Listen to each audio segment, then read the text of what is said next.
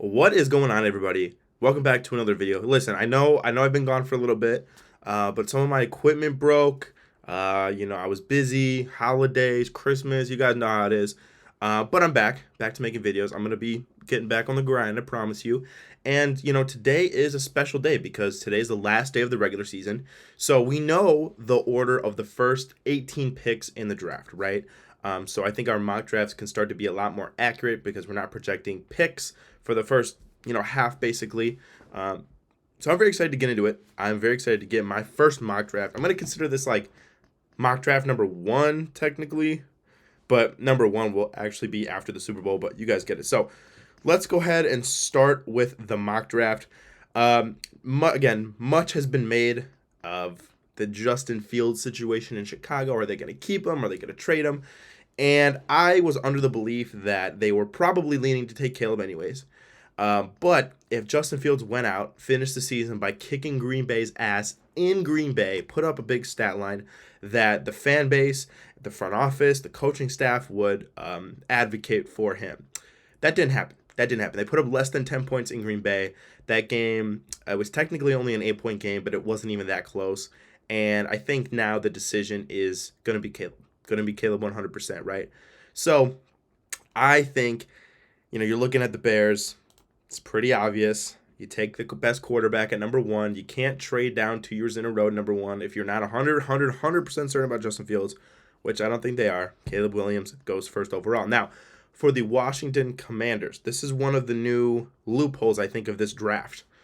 I think that they might go quarterback. However, I think it might depend on who is their new coach, right? There's been rumors that it's going to be Belichick, that it's going to be whoever. Hit me up when they get their new coach so I can give you a definitive feel. But as it currently stands, I think the Sam Howell experiment didn't quite work out. And I think that they would probably go with another University of North Carolina quarterback, which would be Drake May. Now, a couple of wrinkles here. A, if it's Belichick, I don't think they do that. Also, if they really want to give Sam Howell another chance, go for it, right? New coaching staff, whatever. I just don't know how you couldn't take a quarterback at pick 2. That'd be a little strange to me. And I think Drake May is clearly the second best guy. There are some other options, though, like there's Jaden Daniels, Michael Penix. And again, I'm recording this before the national championship game. So depending on how much he balls out, he could shoot up the boards a little bit. But where it currently stands, I think the consensus in league circles is that Drake May is quarterback 2. I'm giving him to Washington. Now, I think with the Patriots, it starts to get really interesting because if you're New England, you need a quarterback.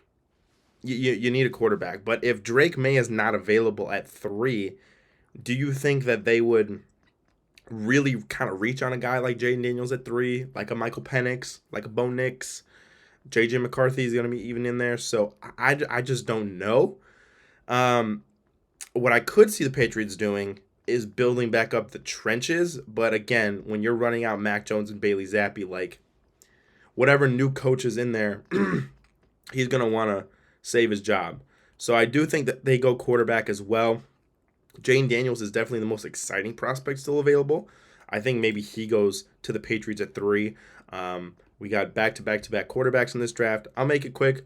Arizona, if he's on the board, Marvin Harrison is a Cardinal.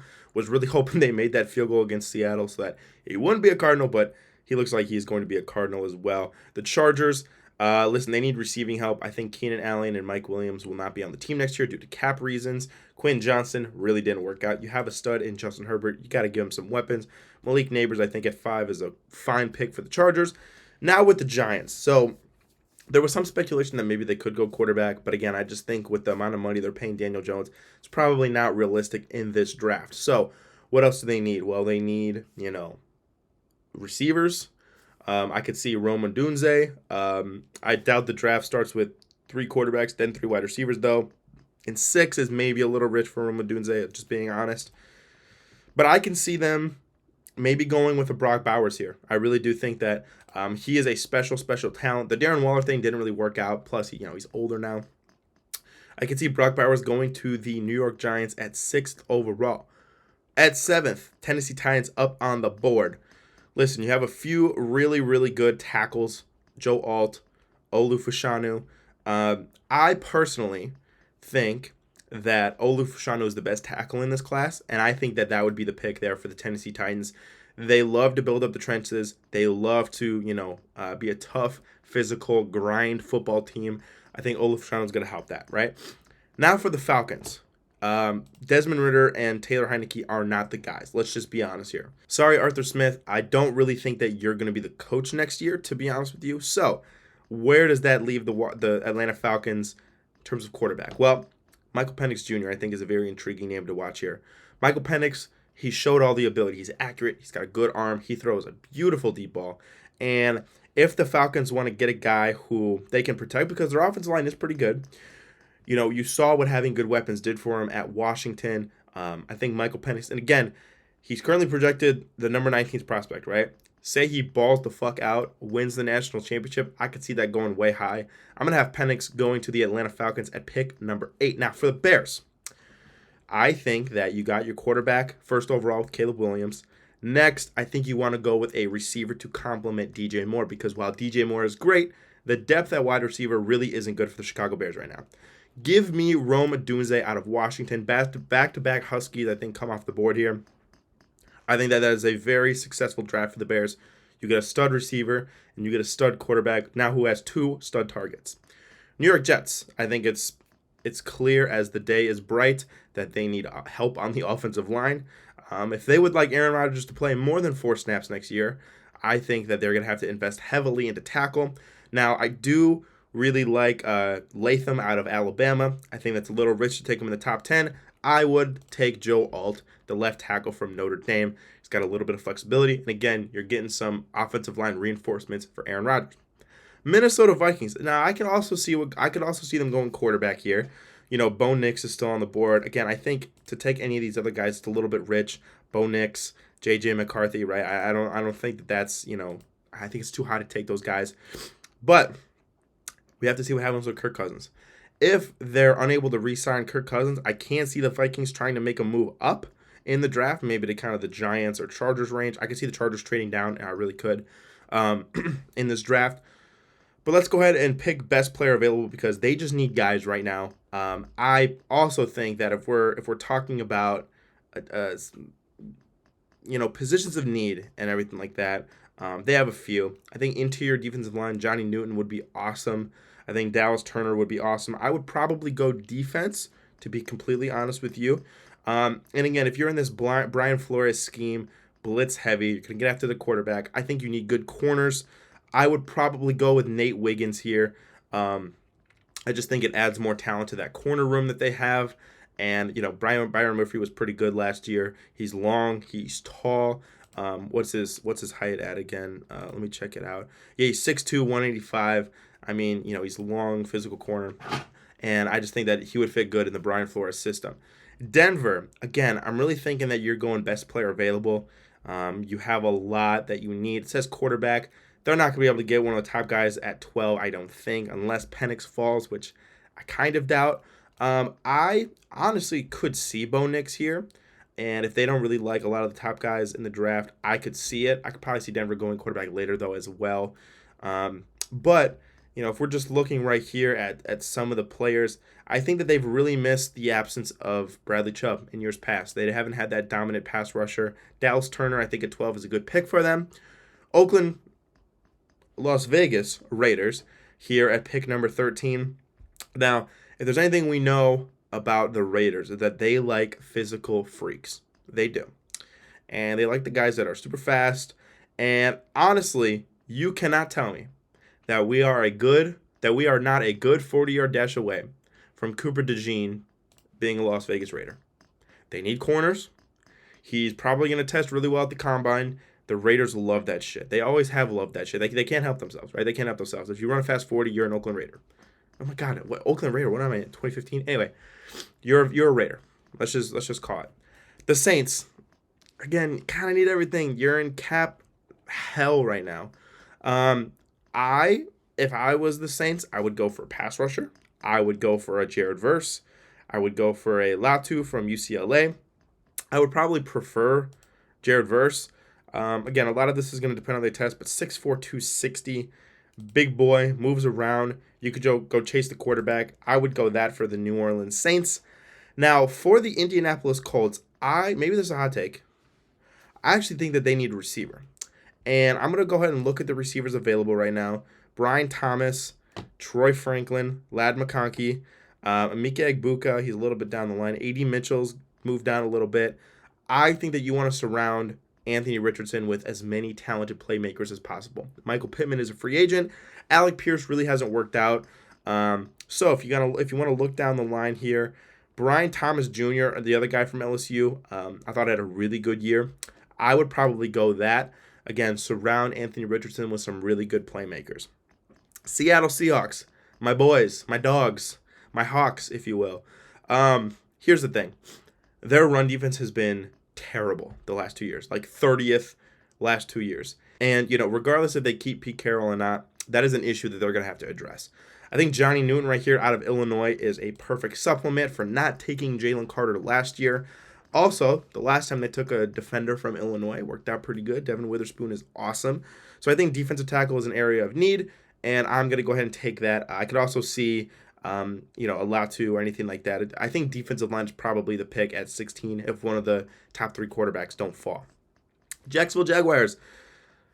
What the hell happened this year? Okay, whatever. So we're going to just act like they weren't almost the number 1 team in the AFC and then just missed the playoffs. But we're going to look at the Jaguars. I personally think that they need help in the cornerback department.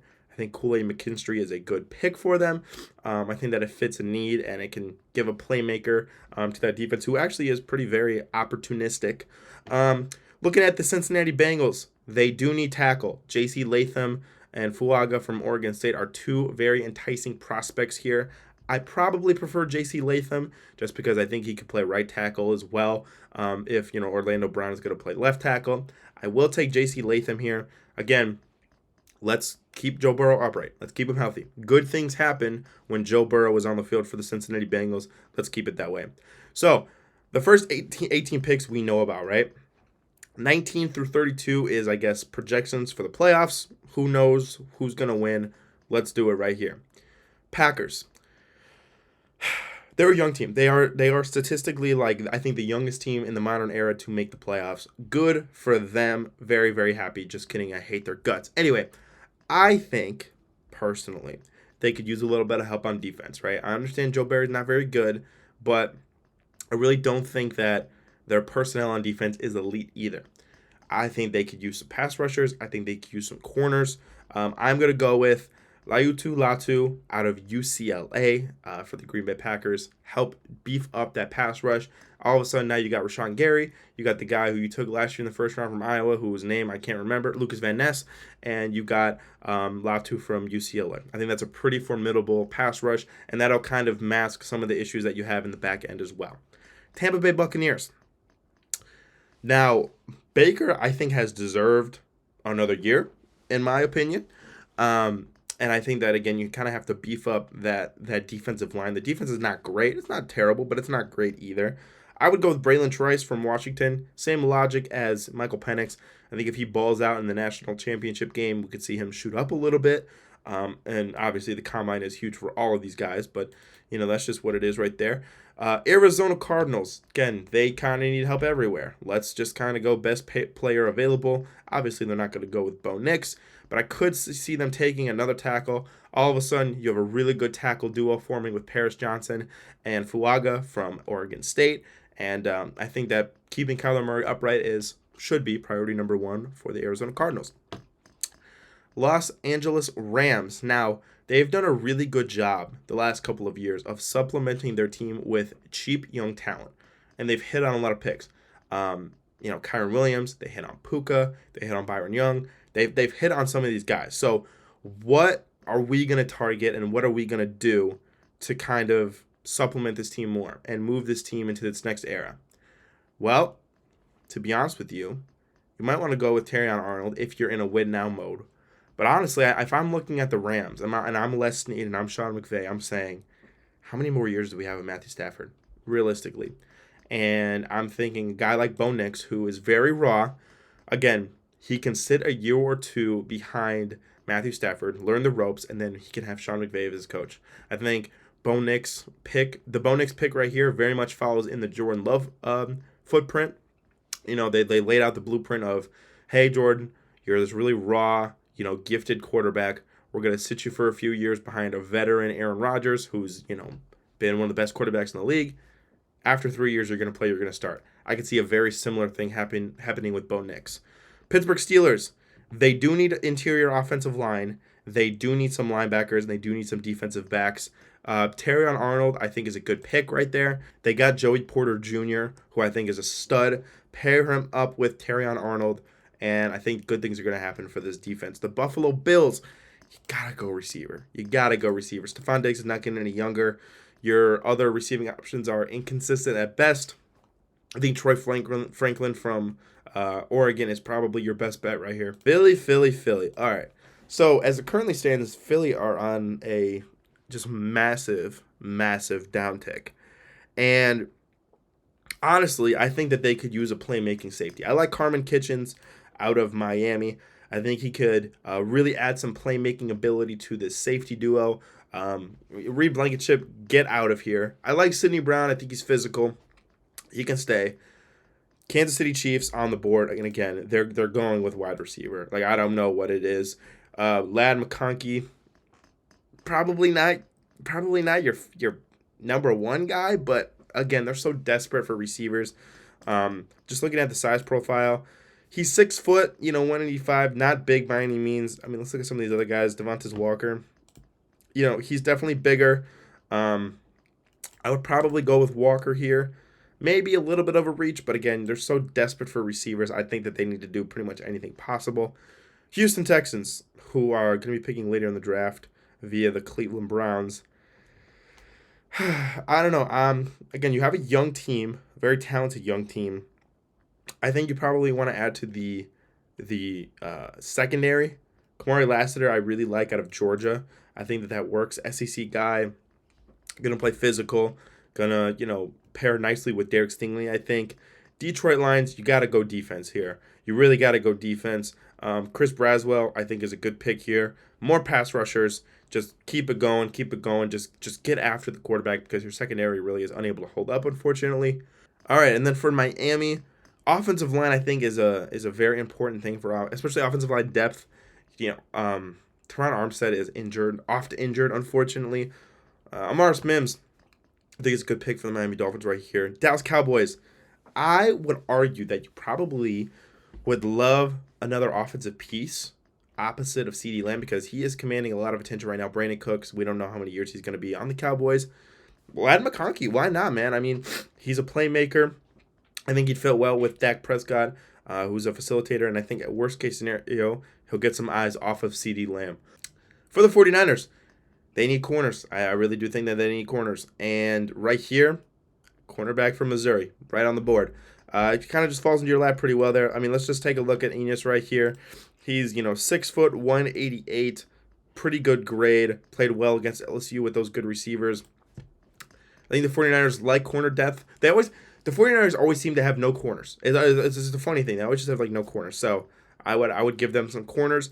And then for the Baltimore Ravens, I would give them JT Tomalalu. I think that is a good pairing. It's a good project piece that you can mold. This is the mock draft. Let me know what you guys think in the comments down below, and I will talk to you later. Peace out.